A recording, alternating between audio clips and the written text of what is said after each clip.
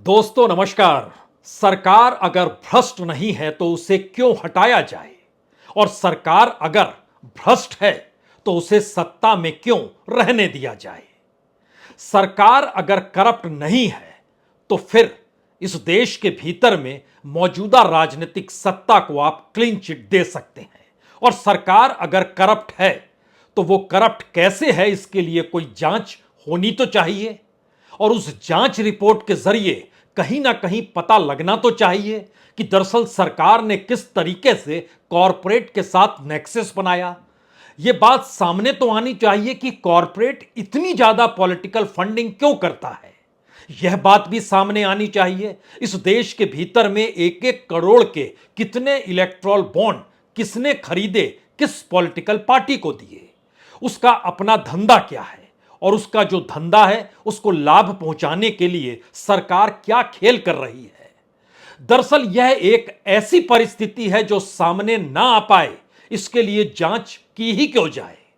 और ध्यान दीजिए, पहली बार सुप्रीम कोर्ट ने जहां पर अपनी उंगली रखी और कहा कि सेबी जांच करे कि क्या वाकई हिडेनबर्ग रिपोर्ट के बाद जो इस देश में शेयर बाजार में हड़कंप मचा और तकरीबन 12 लाख करोड़ रुपए एक झटके में डूब गए, दरअसल वो पैसे किसके थे, उसमें सरकार का कितना योगदान था, सरकारी कंपनियों ने कितना पैसा लगाया था, और जो मैनिपुलेशन हो रहा था यानी जो कीमत बढ़कर दिखाई जा रही थी वो कौन दिखा रहा था। तो ऐसे में सेबी को जांच करनी चाहिए।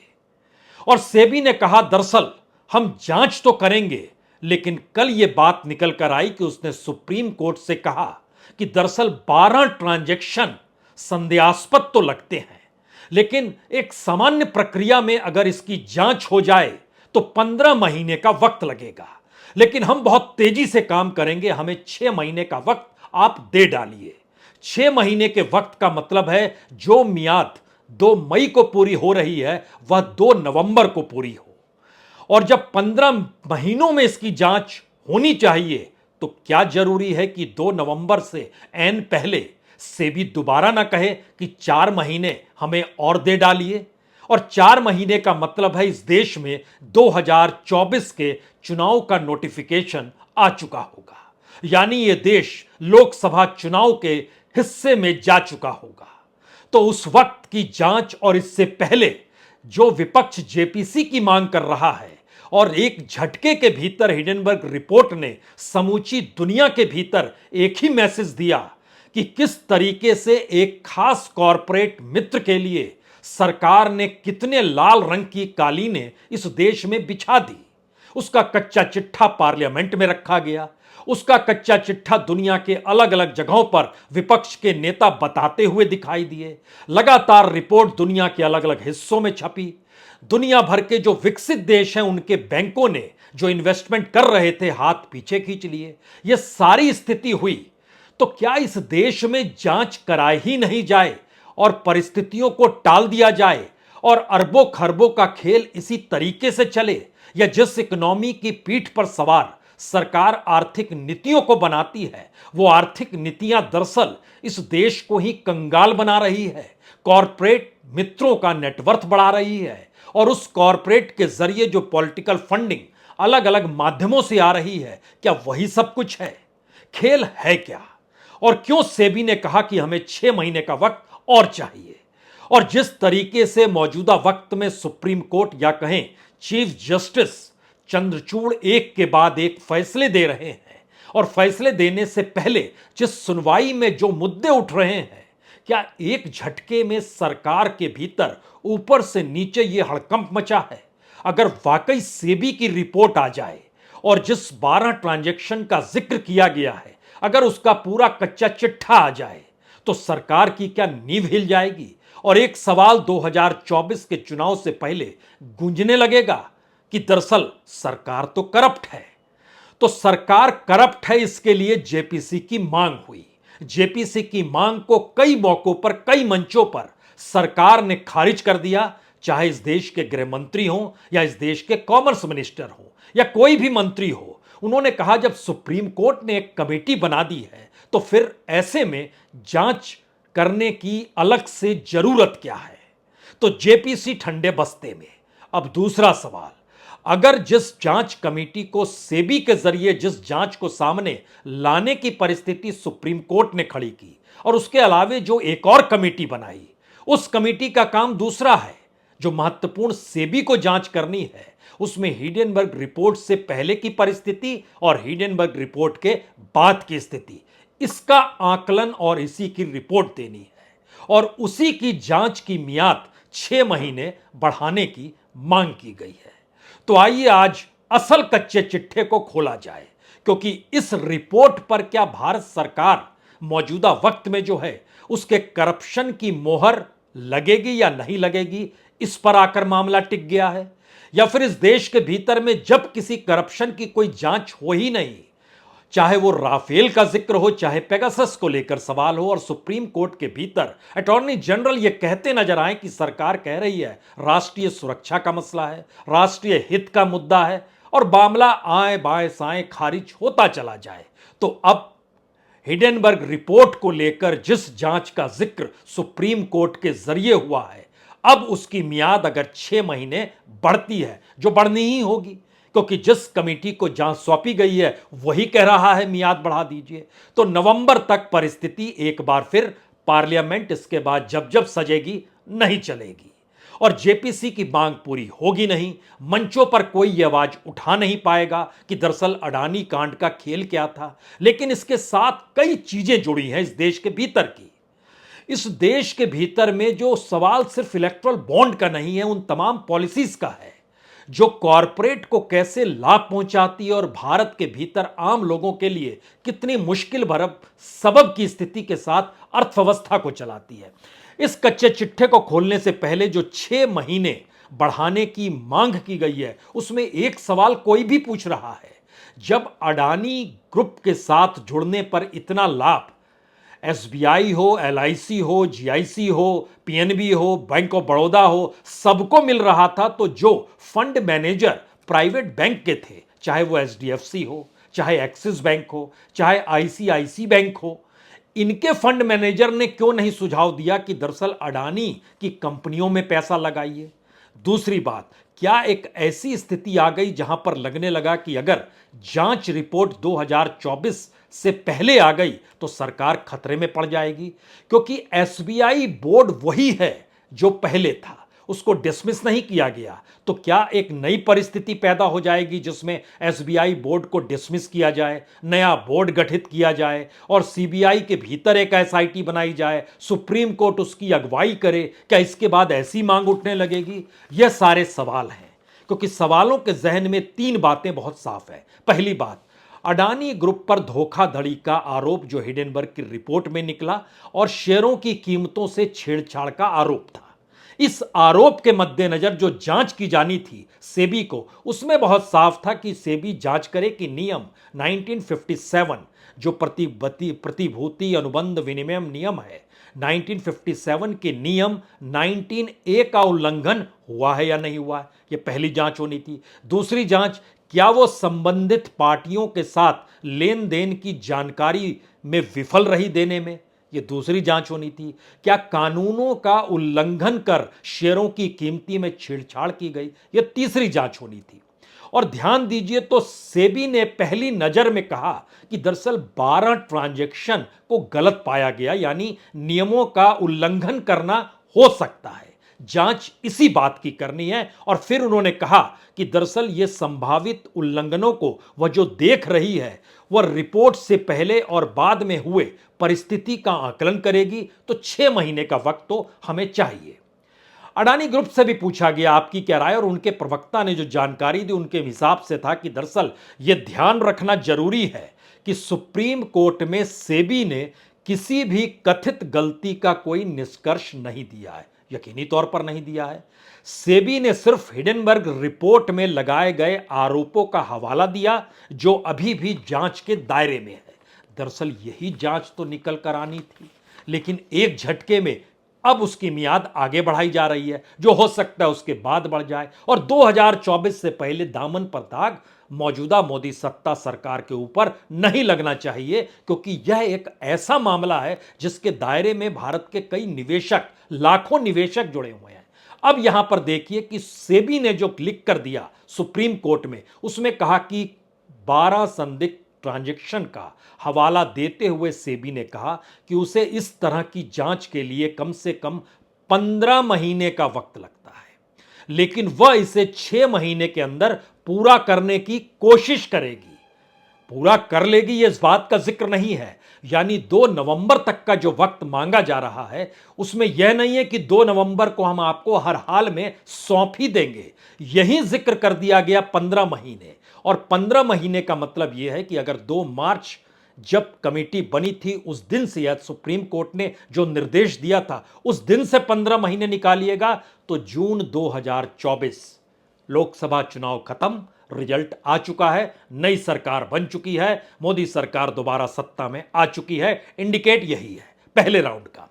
दूसरा, जो 6 महीने का वक्त मांगा गया, यह नवंबर 2023 में पूरा होगा, और इसके बाद 4 से 5 महीने के भीतर, 4 महीने बाद नोटिफिकेशन है, 5वें महीने में वोटिंग है, 6ठे महीने में रिजल्ट है। यही तो स्थिति है। यानी कभी भी 2 बार मियाद बढ़ाई जा सकती है, तो 6 महीने मियाद बढ़ गई, 6 महीने और बढ़ गई, अप्रैल बीत गया। तो सवाल इसके बाद एक और है, एक कमेटी और बनी थी, सुप्रीम कोर्ट ने बनाई थी, वो रिटायर्ड जस्टिस एम सप्रे उसकी अध्यक्षता कर रहे हैं। उसमें और सदस्य थे जस्टिस जेपी देवधर, नंदन नीलकेणी थे, ओपी भट्ट हैं, और सोमेश शेखर सुंदर रेशन। अब इनको जो करना था काम, वो उस लिहाज से जांच नहीं करना था। इनका काम यह था कि जो हिडेनबर्ग की रिपोर्ट आई उस पर असर क्या पड़ा बाजार पर, निवेशकों को जागरूक कैसे किया जाए, और नियामक ढांचा जो सेबी ने बनाया हुआ है उसको मजबूत करने के आप उपाय बता दीजिए। फिर वही सवाल, इस कमेटी की रिपोर्ट को हिडेनबर्ग की रिपोर्ट के जांच नहीं करनी है, उससे पड़ने वाले प्रभाव के दायरे में आकर लोग कुछ गवाए नहीं, उसके कुछ उपाय बताने हैं, जो उपाय सेबी को ही बताए जाएंगे, और सेबी को जो जांच करनी है उस जांच के दायरे के लिए 6 महीने का वक्त मांगा जा रहा है।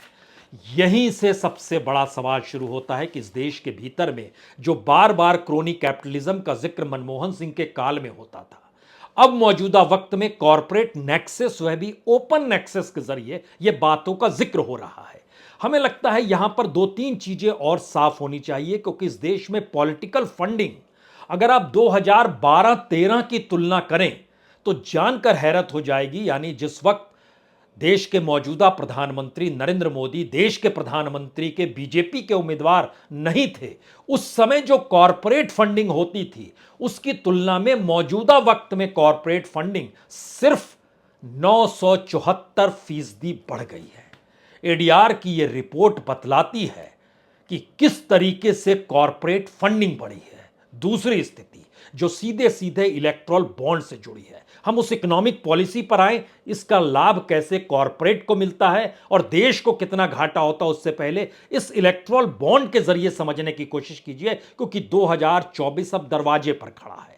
और अगर आप इलेक्ट्रल बॉन्ड के जरिए आंकड़ों को देखिए और 2019 के चुनाव से एन पहले देखिए, तो आप हैरत में आ जाएंगे। जनवरी 2019 में इलेक्ट्रल बॉन्ड 350 करोड़ रुपए के पॉलिटिकल पार्टीज के नाम खरीदे गए, 937 बॉन्ड।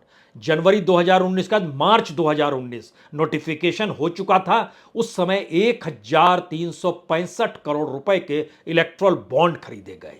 अप्रैल, वोटिंग देश में हो रही है, 2256 करोड़ रुपए के इलेक्ट्रल बॉन्ड खरीदे गए, और मई के महीने में जब रिजल्ट जिस महीने आना था उसमें 822 करोड़ रुपए।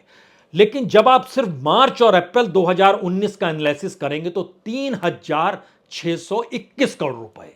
इतना पैसा कहां से आता है, कौन देता है, किस कॉरपोरेट का नाम उसके साथ जुड़ा जाए, ये सारी चीजें दबी रह जाती हैं, क्योंकि इलेक्ट्रल बॉन्ड में नाम बताना नहीं है। अब इसके बाद एक और स्थिति देखिए, जब उत्तर प्रदेश के इलेक्शन हो रहे थे तो उसके ठीक महीने भर पहले जनवरी 2022 में 2068 इलेक्ट्रल बॉन्ड जो लिए गए उसकी कीमत थी 1213 करोड़ रुपए। अब आप कल्पना कीजिए, और मजेदार बात यह है कि इस देश के भीतर में कोई 1,000, 10,000, 1,00,000, 10,00,000 इसके बॉन्ड नहीं लेता है। सारे या मैक्सिमम बॉन्ड 1 करोड़ के लिए जाते हैं। इतने कॉरपोरेट कैसे पैसा देता है, कौन पैसा देता है? और ओवरऑल अगर आप देखिएगा तो इस दौर में 12,000 करोड़ के जो इलेक्ट्रॉल बॉन्ड लिए गए, उसमें से 11,303 करोड़ के बॉन्ड सीधे सीधे 1 करोड़ रुपए वाले हैं, यानी 1 करोड़ के 11,303 बॉन्ड खरीदे गए। अब आप बोलिएगा नहीं नहीं बाकी भी लिए जाते, तो सोचिए 10 लाख रुपए के बॉन्ड 677 करोड़ रुपए ही जमा कर पाते हैं। 1 लाख रुपए के बॉन्ड सिर्फ 28 करोड़ रुपए जमा कर पाते हैं। 1,000 रुपए के बॉन्ड सिर्फ 97,000 ही जमा कर पाते हैं। और 10,000 के बॉन्ड सिर्फ 19,80,000 ही कर पाते हैं। लेकिन दूसरी तरफ 1 करोड़ के बॉन्ड 11,303 करोड़। यह मैसेज क्या है? यह मैसेज बहुत साफ है कि दरअसल जो कॉरपोरेट पैसा लगाती है, 1-1 करोड़ रुपए के बॉन्ड देती है, उसमें भी जब हमने शहरों एडीआर की रिपोर्ट ने जानकारी दी कि दरअसल सबसे ज्यादा जो खरीदे जाते हैं वह मुंबई से खरीदे जाते हैं। सबसे ज्यादा जो पैसा भुनाया जाता है वह दिल्ली में भुनाया जाता है। और इसका दूसरा हिस्सा यह है, पहले 5 बरस का, इसको इसलिए समझिए कि जो भी फंडिंग होती है कॉरपोरेट की, इलेक्ट्रॉल बॉन्ड के जरिए या अलग अलग माध्यमों से जो अलग अलग ट्रस्ट बने हैं, उसमें 55 से 80% इतना पैसा अलग अलग तरीके से दिए गए फंडिंग में सिर्फ सत्ताधारी केंद्र की पार्टी बीजेपी के पास जाता है। इसमें और थोड़ी सहूलियत चाहिए तो 2018 में 210 करोड़ रुपए बीजेपी के पास गए, 2019 में 1,450 करोड़ गए, 2020 में 2,555 करोड़ गए, 2021 में 22 करोड़, 2022 में 1,033 करोड़। दूसरी तरफ नंबर 1 पर कांग्रेस 952 करोड़, तीसरे नंबर पर ममता बनर्जी की पार्टी 767 करोड़, 14 नंबर पर बीजेडी नवीन पटनायक 622 करोड़, 5वें नंबर पर टीआरएस 383 करोड़, 6ठे नंबर पर वाईएसआर की पार्टी 330 करोड़, शिवसेना 101 करोड़, टीडीपी 112। यह एक स्थिति है इस देश के भीतर। दूसरी तरफ हजारों करोड़ में है। इतना पैसा कौन देता है, कैसे देता है? यह सवाल हर जहन में इसलिए होगा क्योंकि अगर कॉरपोरेट के लिए ही पॉलिसी बन रही है इस देश के भीतर, और पहली बार किसी कॉरपोरेट के शेयर मार्केट से हुई जांच को लेकर दुनिया भर में हंगामा मचा, और दुनिया के जो टॉप मोस्ट 6 बैंक हैं उन्होंने जब निवेश बंद कर दिया और शेयर बाजार के भीतर हड़कंप मच गया, लाखों निवेशकों का पैसा डूबने की परिस्थिति में आ गया, तो इसका मैसेज क्या है? और अगर सरकार के ऊपर यह दाग लग जाए कि कॉरपोरेट नेक्सस से यह कैसे देश की इकोनॉमी को चलाती है और उस नेक्सस में कॉरपोरेट का नेटवर्थ कैसे बढ़ता है, तो एक झटके में सारी पॉलिसीज का एनालिसिस होने लगेगा जो कि करोड़ों का खेल करती है। उसमें एक चीज और देखिए, इस देश के भीतर का सच क्या है? सच यह है कि मोदी सरकार के वक्त में लगातार, अगर पॉलिसी पैरालिसिस मनमोहन सिंह के दौर में बीजेपी कहती थी, तो मोदी सरकार के दौर में क्या है? मार्च की ही रिपोर्ट को देखिए, 1,449 प्रोजेक्ट, हर प्रोजेक्ट 150 करोड़ से ऊपर का, इनका एवरेज निकालिएगा तो 3 बरस के लेट से चल रहे हैं। इंडियन रेलवे से जुड़े हुए प्रोजेक्ट का जो कीमत बढ़ गई वो 2.5 लाख करोड़ की बढ़ गई। पावर सेक्टर से जुड़े हुए प्रोजेक्ट की कीमत बढ़ गई, लेट होने की वजह से 60,000 करोड़ की बढ़ गई। जल संसाधन मंत्रालय से जुड़े हुए प्रोजेक्ट की कीमत लगभग 50,000 करोड़ की बढ़ गई। और ओवरऑल जो घाट सरकार पर बोझ पड़ा वो 4,60,000 करोड़ का पड़ा। तो हर चीज का एनालिसिस होने लगेगा। या फिर इसको नए तरीके से अगर समझना चाहते हैं, हमको लगता है यह भी समझना चाहिए कि जैसे मौजूदा वक्त में भारत की इकोनॉमी में एनर्जी यानी तेल का बड़ा योगदान है, भारत इस वक्त सस्ते में तेल रशिया से खरीद रहा है। एक वक्त जब रूस यूक्रेन युद्ध नहीं हुआ था तो रशिया से 1% तेल लेता था, आज की तारीख में 35% तेल लेता है। सस्ते में मिल रहा है, लेने में क्या दिक्कत है? लेना ही चाहिए। और भारत उस तेल को अपने रिफाइनिंग के जरिए सफाई करके किसे बेचता है? यूरोप के देशों में, जिस यूरोप पर नाटो कंट्रीज के साथ होने की वजह से रोक लगी हुई है, आप नहीं खरीदेंगे। भारत के माध्यम से वो खरीद रहे हैं। लेकिन फिर वही सवाल आपके जहन में होना चाहिए, लाभ किसको मिल रहा है? क्या भारत सरकार को लाभ मिल रहा है? भारत की इकोनॉमी मजबूत हो रही है? जी नहीं।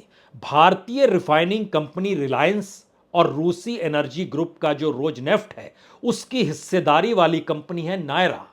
यानी लाभ उसको मिल रहा है और उनके जरिए इनको मिल रहा है। सरकार को क्या लाभ मिल रहा है, ये एक अलग सवाल है। और इसकी परिस्थिति में क्या स्थिति आ जाती है जब देश के भीतर छोटी इकोनॉमी संभालने वाले मुश्किल में, बड़ी इकोनॉमी संभालने वाले बाहर चले जाते हैं। तो हमें लगता है बहुत दूर मत जाइए, दुबई ही चले जाइए और आप जानकर हैरत हो जाएंगे, दुबई में 83,000 भारतीय कंपनियां हैं। यानी आप एनालिसिस एक झटके में समूचे कॉरपोरेट और सरकार की इकोनॉमिक पॉलिसी का करने लगेंगे।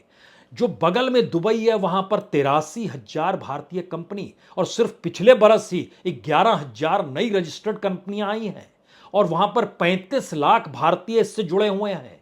और बड़ी तादाद में 1.5-2 लाख करोड़ रुपया ये 2021 में इन्होंने भारत भेजा। ये सारे सवाल इसलिए हैं क्योंकि भारत के भीतर की इकोनॉमिक ढांचा दरअसल वह प्लेइंग फील्ड नहीं है जो सबके लिए बराबर है। तो जाहिर है इसकी जांच भी शुरू हो जाएगी।